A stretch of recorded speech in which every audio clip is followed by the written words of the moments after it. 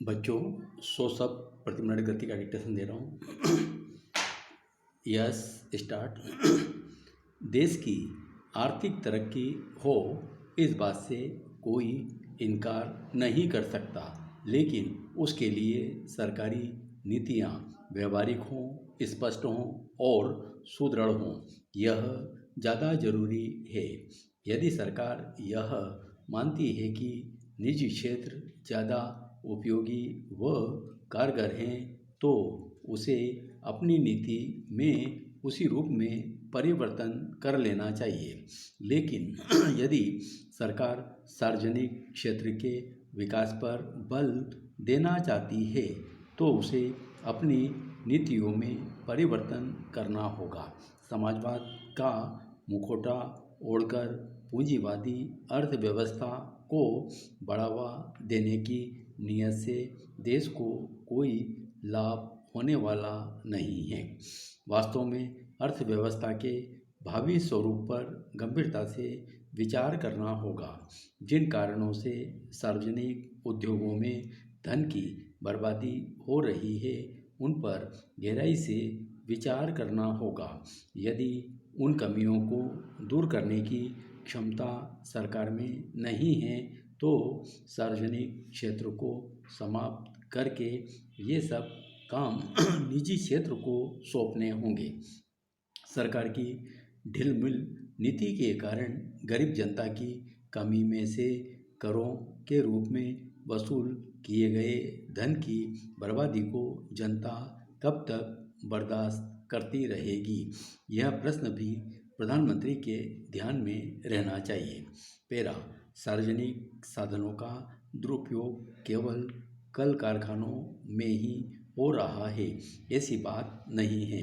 सिंचाई के साधन उपलब्ध कराने पर हजारों करोड़ रुपए पिछले 40 वर्षों में खर्च किए गए हैं। इन योजनाओं से भावी विकास के लिए कितने साधन सरकार को मिले हैं, इस प्रश्न पर भी गंभीरता से विचार किया जाना चाहिए। सिंचाई साधनों में वृद्धि का लाभ किसानों के किस वर्ग को मिला है, यह प्रश्न भी विचारणीय है। यदि वास्तव में सरकार समाजवादी समाज की स्थापना करना चाहती है, तो उसे धनी किसानों से साधन एकत्र करने में कोई परेशानी नहीं होनी चाहिए।